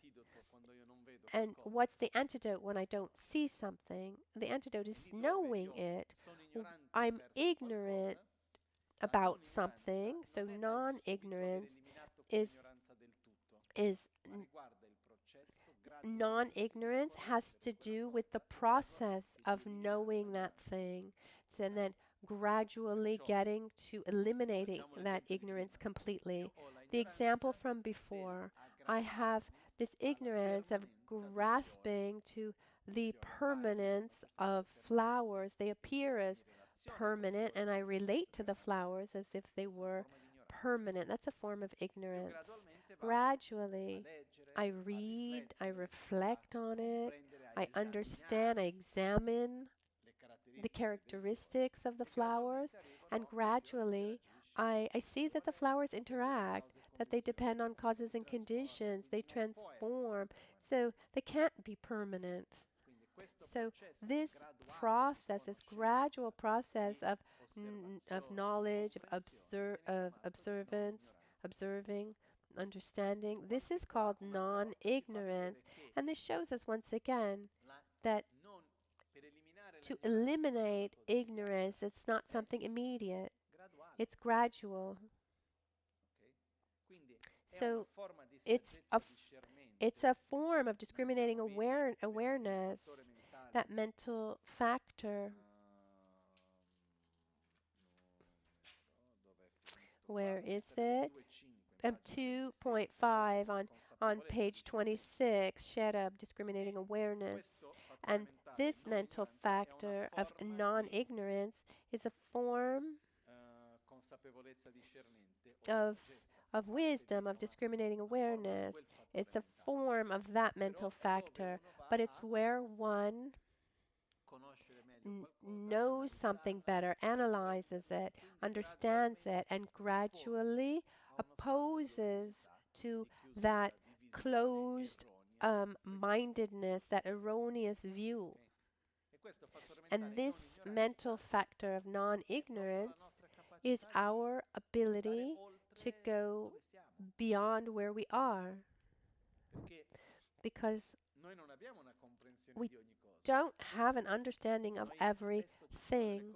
Often we're convinced about something, but our conviction doesn't correspond to reality. So This process of seeing the various pieces of a puzzle to get to the complete view is called this process of developing non-ignorance, like a place that is filled with darkness, and little by little I add light, and every candle that I light, I'm taking away a little bit of the darkness. I can't take away the darkness completely, but little by little, I'm taking away the darkness. And these three mental factors, non-attachment, non-anger, and non-ignorance, they show us that our path is not all or nothing. It's not black or white. It's made of many shades of gray. And that's where we need to work. That's what we need to work on. And so that gray, that shade of gray gets lighter and lighter until it gets white. But we don't go from black to white or white to black from one moment to the next. There's a gradual process that we need to follow, and we need to have patience. Things are not immediate, but it is possible. So non-ignorance, to be precise, it says that it's based on inborn qualities or experience and learning. When we're able to see the characteristics of something in a spontaneous way, because we have the characteristics that we've brought from our past based on predispositions that we've generated in our past, in this or in past lives, or because we connect it with an experience that we've had, or based on information that we've received. And on the base of one of these three, or on two of them, or all three, we're able to see specific characteristics of something. And it's like bringing a lit candle that little by little is taking away the darkness and adding clarity. Lama Ganchen often reminded us that enlightenment, using this metaphor of enlightenment, doesn't come like a big light that you turn on, that you just turn on all at once. They're like many, many small lights that are lit. And I just repeat one more time, this is very, very important because it shows us that it's possible. It shows us that there's a path. It shows us there's like a sequence of things to do. When we have these mental factors, starting with faith, for example, it's important to develop faith in non-attachment, non-anger, and non-ignorance. And to say, okay, I can develop these characteristics. I believe that it's possible. Once I have faith in that, I develop aspiration. Oh, how wonderful it would be to not react with aggression in front of an object of aversion, or not be attached, or act with attachment in front of an object of attachment. It's possible. And so here, we think about the advice that's given when we have a problem that's too big to handle. What do? We break it up into many, many small pieces. Am I able to act with non-attachment to every object of attachment in my life? No. But let's start with the small ones. Let's start with the small objects of attachment, and then I can go on to other larger, stronger objects of attachment. Faith in non-anger, aspiration. This brings us to the next mental factor that we'll see tomorrow, which is joyful effort. So putting effort into that will help me develop this ability more and more to have non-anger. And if we see these three mental factors, they allow us to give meaning to our life, where we see that every every experience is an opportunity to develop non-attachment, non-anger, or non-ignorance, because normally we're we're faced with objects of attachment, objects of aversion, or states in which we're kind of dumbfounded, or we're taken by mental fogginess, or neutral states where we don't have any clarity on anything in particular. So even there, non-ignorance is observing, having clarity, being present, not staying in a state, you know, where our eyes are closed and we don't see things. We gradually, we open up our eyes, we see things, we perceive, we observe, we understand every aspect. Um, for me, non-ignorance, behind non-ignorance, there's a kind of curiosity. This desire to learn, to know, which is really important too. And then we saw the other two mental factors, consideration for oneself and consideration for others. The importance also of these two mental factors is to help us to protect ourselves from our bad habits. Because when we have a bad habit, what's the way to eliminate a habit? We stop nourishing it, feeding it, and we need to generate an opposite habit. But to stop feeding a habit, what helps me is consideration for myself and consideration for others.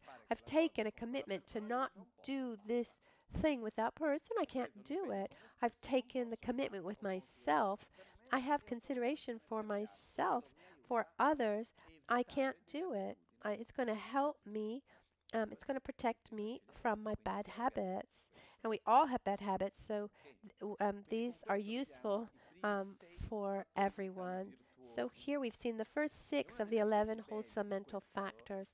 And one of the beautiful aspects of this is they give us small keys on how we should live our lives, how we can live our lives virtuously. So we cultivate faith, we understand what's important for us, the basis of aspiration. We avoid what is detrimental and not give space to our bad habits, consideration for ourselves, consideration for others, and in that same direction, we don't follow our habits of attachment or anger, or stay in this state of ignorance. So non-ignorance is also a non-attachment, a non-relaxation in that state of ignorance, because there are those who are really relaxed in their ignorance. Oh, I can't understand, it's like that. No, instead it's the opposite. I want to understand. And there's another point, but I'll leave that for when we talk about laziness. It's, and also relaxing in intelligence is not a good thing either. It's when it's easy for someone to understand something, and so one doesn't put effort and constancy to understand things deeper because it's so easy for that person to understand things. We'll see that later.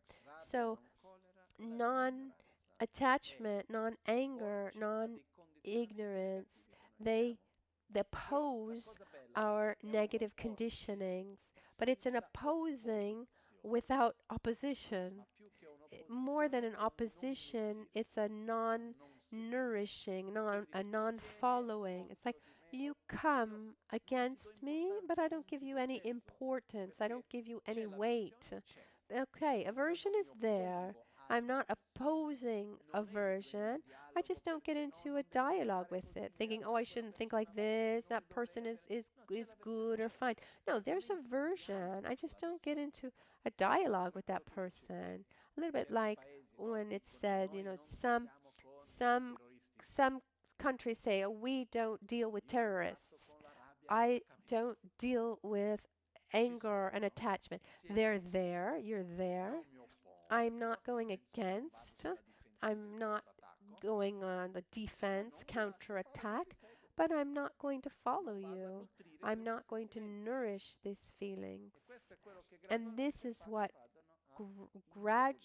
this makes it so that gradually they weaken more and more, because we have this idea that to eliminate anger, we should we should we should say, no, it's not really like that. It's not really an object of anger. Look at this point of view.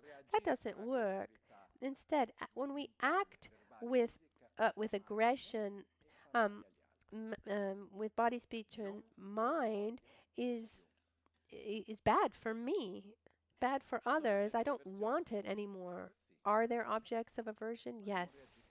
But I'm not going to act anymore with aversion and aggression. I allow that wave to come and go. I realize that aversion is a result of my own ignorance, but I'm not going to oppose. I'm not going to oppose it. I'm just going to stop feeding it. So non-attachment and non-anger is a way to not feed attachment on one side and not feed anger on the other. And non-ignorance is a way to not relax in our own ignorance and not feed our ignorance, where we see that we need to go beyond what we are. I need to study, understand, reflect, analyze, experience. I'm open to the world, not closed in my own little reality and my own little paradigm. With this, we conclude with these first 6 virtuous, wholesome mental factors, and tomorrow we have joyful effort or enthusiastic effort. We have flexibility. We have conscientiousness, that's very important. We have equanimity. Okay? And then we also have non-cruelty, and this is very, very important. And these are the 11 wholesome mental factors.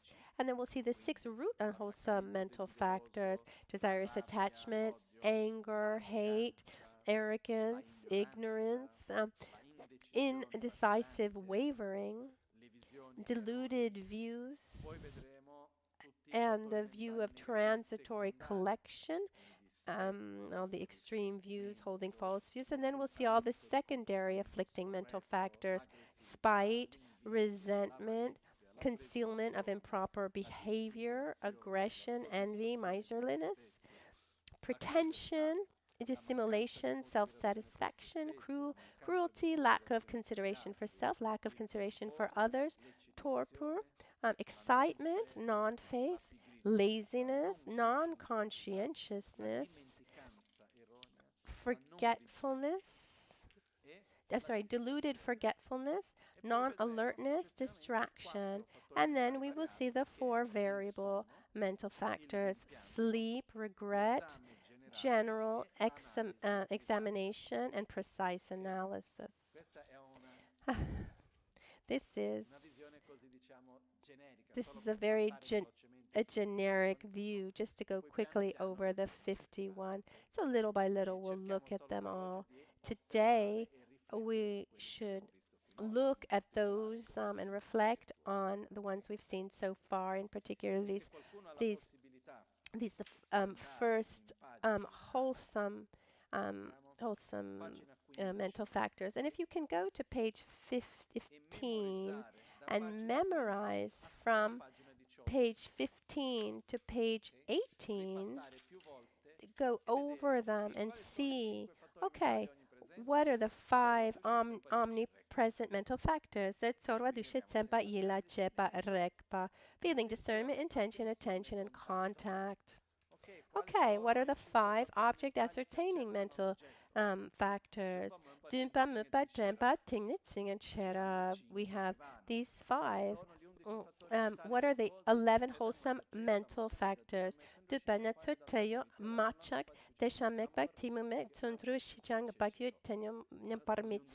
And what those, it's easier in Tibetan. We do verses to memorize them, but if we can memorize them, having received the commentary and having deepened then it facilitates the reading. Okay, consideration for oneself. I know what it makes reference to. So remembering remembering that it helps us develop what it is we want to develop by having greater familiarity with them. It's time for our dedications.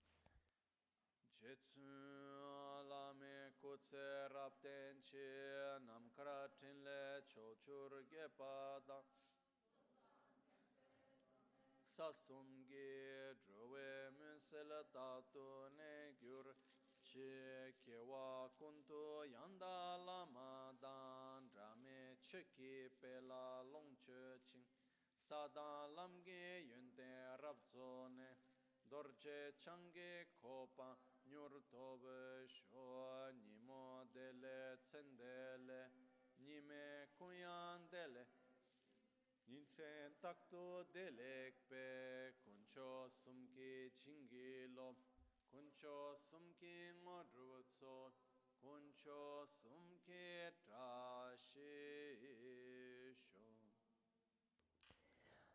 At dawn or at dusk, at night or midday, may the three jewels grant us their blessings.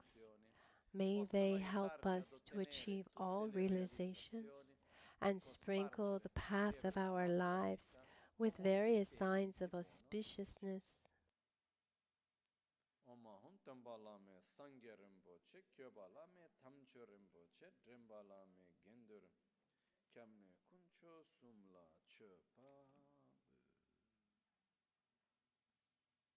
Buon appetito. Grazie a tutti. Thank you, everyone. Have a good lunch.